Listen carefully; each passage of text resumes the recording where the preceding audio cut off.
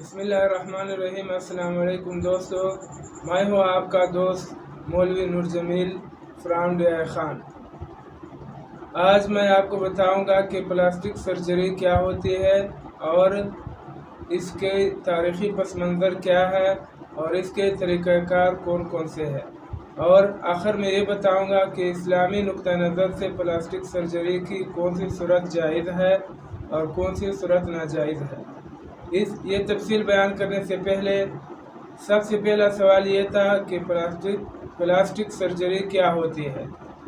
तो इसकी तफसील यह है कि प्लास्टिक सर्जरी ये तिब की एक शाख है जिसमें इंसानी के किसी उज़्व के हियत या फेल के दुरुस्त करने के लिए ऑपरेशन किया जाता है और इसके नतीजे में ये प्लास्टिक सर्जरी बनाई गई। तो प्लास्टिक का मतलब है, प्लास्टिक यूनानी लफ्ज़ प्लास्टिको से माखूज़ है, इससे निकला हुआ है, जिसका मतलब है किसी चीज़ को मोड़ना या एक चीज़ को दूसरी शक्ल देना। तो प्लास्टिक का ये मतलब नहीं है कि इसमें एक ख़ास तरह का प्लास्टिक इस्तेमाल किया जाता है। अब दूसरा सवाल यह है कि प्लास्टिक सर्जरी की तारीख़ी अहमियत और इसका तारीख़ी पस मंज़र क्या है। तो इसका जवाब यह है कि इंसान फितरी तौर पर यह चाहता है कि उसके अज़ा जो है वो सही हो और वो सेहतमंद रहे और इसके अज़ा दुरुस्त तरीके से काम करे, और अगर किसी शख्स के अज़ा जो है दुरुस्त तरीके से काम नहीं करते और इसके अंदर कोई ऐब है तो इसको दुरुस्त करने की हर इंसान कोशिश करता है और इसके लिए सर्जरी की जाती है।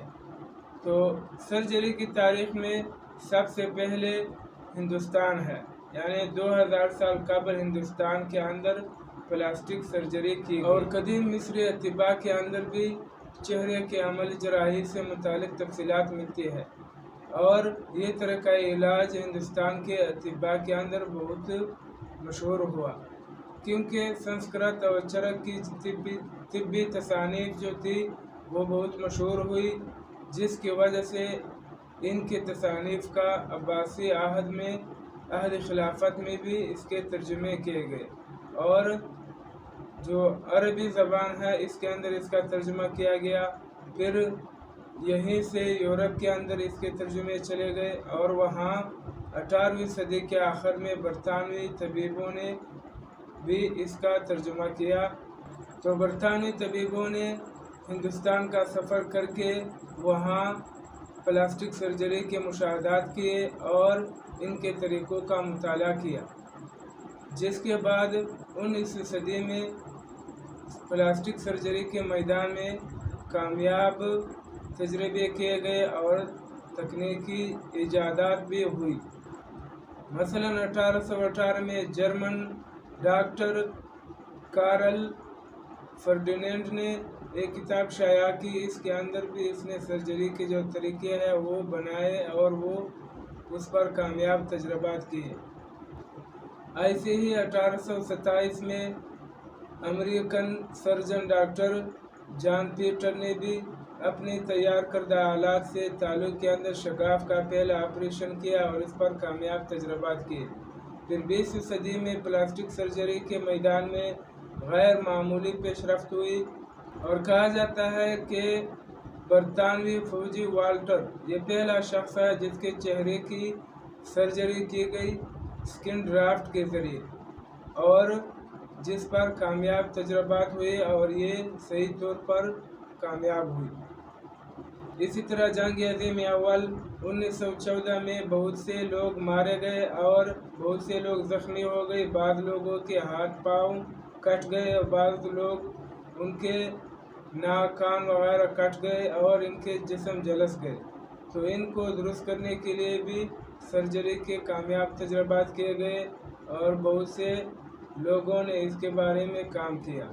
मसलन अमेरिका में डॉक्टर विल्रे पेपन ने जंग अज़ीम अव्वल के फौजियों के जबड़ों और उनके चेहरे को लाहिक होने वाले जो पेचीदा अमराज थे इनका जो है वो ऑपरेशन किया और कामयाब ऑपरेशन हुआ। इसी डॉक्टर की कोशिशों की वजह से अमेरिकी मिलिट्री हॉस्पिटल में एक प्लास्टिक सर्जरी का मुस्तकिल शोबा कायम हुआ। اور اس کے بعد فرانس، برطانیہ اور دوسرے ملکوں میں بھی اس کے شعبے قائم ہوئے۔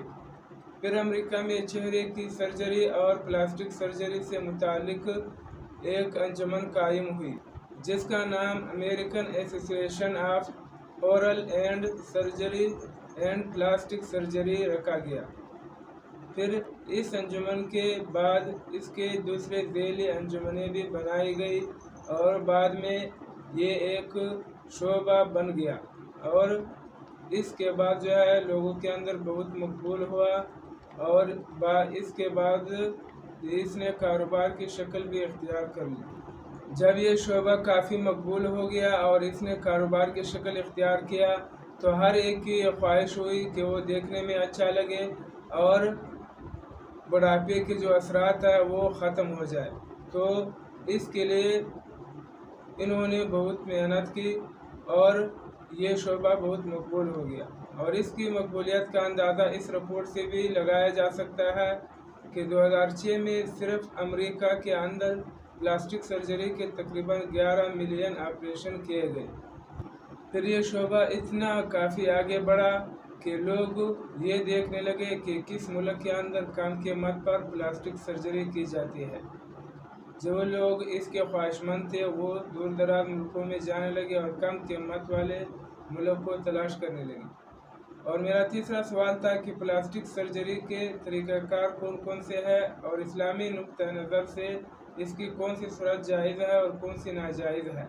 ان دو سوالوں کے جوابات کے لیے آپ ہمارے ساتھ جڑیے، انشاءاللہ دوسری ویڈیو کے اندر اس کی تفصیل بیان کی جائے گی، اور اس وقت تک ہمارے ساتھ جڑیے اور اسلامک اسکالر ٹی وی کو سبسکرائب کرنا نہ بھولیے۔ خدا حافظ۔